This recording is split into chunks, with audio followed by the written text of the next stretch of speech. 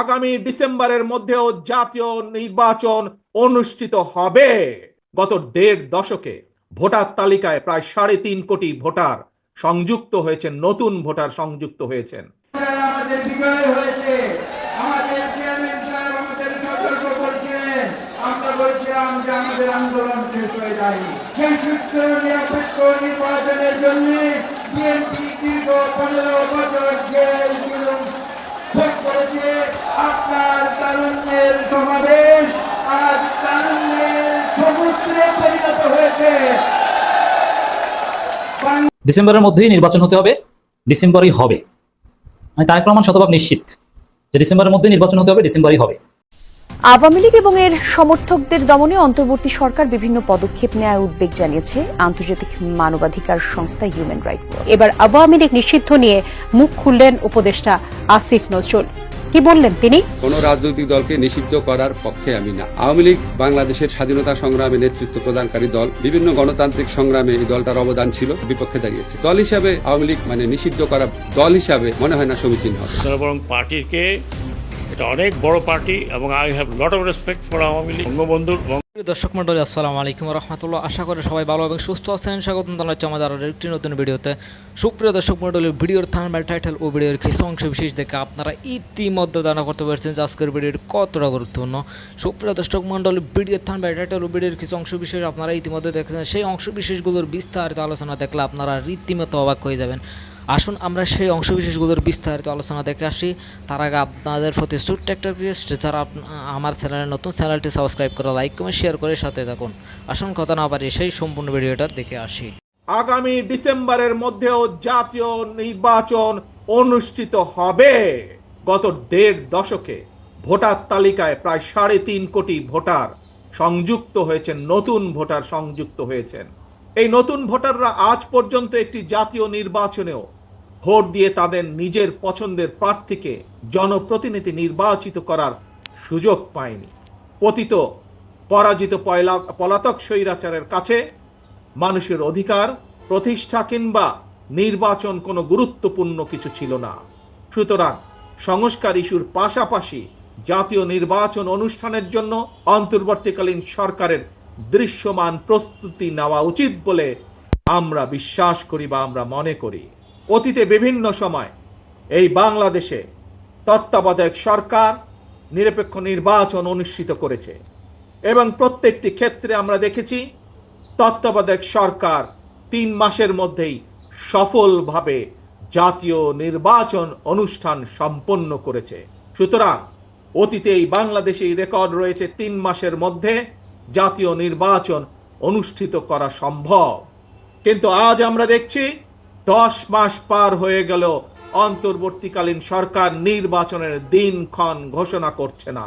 আমরা ফ্যাসিবাদ মুক্ত বাংলাদেশে জনগণের সরাসরি ভোটে, জনগণের কাছে জবাবদিহিমূলক, জনগণের কাছে দায়বদ্ধ একটি সরকার দ্রুত দেখতে চায়। অন্তর্বর্তীকালীন সরকারের প্রতি আহ্বান, আগামী ডিসেম্বরের মধ্যেই জাতীয় নির্বাচন অনুষ্ঠিত হতে হবে। আবারও আমরা বলতে চাই, আগামী ডিসেম্বরের মধ্যেও জাতীয় নির্বাচন অনুষ্ঠিত হবে। আগামী ডিসেম্বরের মধ্যে আপনারা জাতীয় নির্বাচন অনুষ্ঠান যাতে অনুষ্ঠিত হয় তার প্রস্তুতি নিতে শুরু করুন। কারা রাষ্ট্র পরিচালনা করবে, কারা আপনাদের প্রতিনিধি হবে জাতীয় নির্বাচনে, আপনারা ডিসেম্বরের মধ্যেই নির্বাচন হতে হবে, ডিসেম্বরই হবে। তারেক রহমান শতভাগ নিশ্চিত যে ডিসেম্বরের মধ্যেই নির্বাচন হতে হবে, ডিসেম্বরই হবে। গায়ের জোরে ডিসেম্বরে নির্বাচন আদায় করবে। তারেক রহমান এই বক্তব্যের তাৎপর্য কি? কিসের ভিত্তিতে এত আত্মবিশ্বাসী হয়ে উঠলেন সেই নেতা, যেই নেতা দেশে আসার সাহস দেখাতে পারেন না? কিসের ভিত্তিতে এত আত্মবিশ্বাসী হয়ে উঠলেন সেই নেতা? আন্দোলনের প্রথম পর্যায়ে আমাদের বিজয় হয়েছে, আমাদের চেয়ারম্যান সাহেব আমাদের সতর্ক করেছিলেন, আমরা বলেছিলাম যে আমাদের আন্দোলন শেষ হয়ে যায়নি। সেই সুস্থ নিরপেক্ষ নির্বাচনের জন্য বিএনপি দীর্ঘ 15 বছর জেল জুলুম ভোগ করেছে। আপনার তারুণ্যের সমাবেশ আজ তারুণ্যের হয়েছে। বাংলাদেশের রাজনীতিতে আপনি যে নতুন ধারা জন্ম দিয়েছিলেন, আজকে থেকে 2 দশক আগে সেই নতুন ধারা রাজনীতি, তৃণমূলের রাজনীতিকে আজকে আপনি বিদেশ থেকে সকাল সন্ধ্যা মধ্যরাত সারারাত পরিশ্রম করে তারুণ্যের আন্দোলনে পরিণত করেছেন। আপনাকে আমরা শ্রদ্ধা জানাই। আজকে এখানে বক্তব্য দেওয়ার সময় নয়, বক্তব্য দিতে আসিনি। আজকে আমরা এখানে এসেছি তারুণ্যের জয়গান গাইতে। আমরা বিশ্বাস করি বাংলাদেশে বিগত 1.5 দশক ধরে যে আবর্জনা সঞ্চিত হয়েছিল, যে স্বৈরাচার আমাদের দেশকে ধ্বংস করে দিয়েছিল, সেই স্বৈরাচারকে বিদায় দিয়ে এদেশে গণতন্ত্র ফিরিয়ে আনার জন্য মুখ্য ভূমিকা পালন করেছে এদেশের তরুণ সমাজ, ছাত্র সমাজ। কিন্তু ভুলে গেলে চলবে না, এই সংগ্রাম কিন্তু শেষ হয়ে যায়নি। বিগত অগস্ট এবং জুলাইতে আন্দোলনের প্রথম পর্যায়ে আমাদের বিজয় হয়েছে। আমাদের চেয়ারম্যান সাহেব আমাদের সতর্ক করেছিলেন, আমরা বলেছিলাম যে আমাদের আন্দোলন শেষ হয়ে যায়নি। প্রথম পর্যায়ের পরে যে দ্বিতীয় পর্যায় গণতন্ত্রের উত্তরণের যে চিরদিনের যে সংগ্রাম, সেই দ্বিতীয় পর্যায় হচ্ছে একটি সুষ্ঠু নিরপেক্ষ নির্বাচন। যে সুষ্ঠু নিরপেক্ষ নির্বাচনের জন্য বিএনপি দীর্ঘ 15 বছর জেল জুলুম ভোগ করেছে। আমাদের দেশ নেত্রী বেগম খালেদা জিয়া থেকে শুরু করে আমাদের মাননীয় ভারপ্রাপ্ত চেয়ারম্যান থেকে শুরু করে আমাদের তৃণমূলের কর্মী পর্যন্ত কেউ বাদ যায় না। কিন্তু সময় পাল্টেছে, তরুণের যে সংগ্রাম, তরুণের সংগ্রামের বিজয় হয়েছে এবং আমরা এখন দ্বিতীয় পর্যায়ে আছি। এটা স্পষ্ট বুঝতে হবে, স্বৈরাচার থেকে গণতন্ত্রের দেশের ভবিষ্যৎ পথ নির্ধারণের অধিকার একটি নির্বাচিত সরকারেরই রয়েছে উল্লেখ করে সেনাবাহিনী প্রধান জেনারেল ওয়াকারুজ্জামান বলেছেন, আগামী ডিসেম্বরের মধ্যেই জাতীয় নির্বাচন হওয়া উচিত।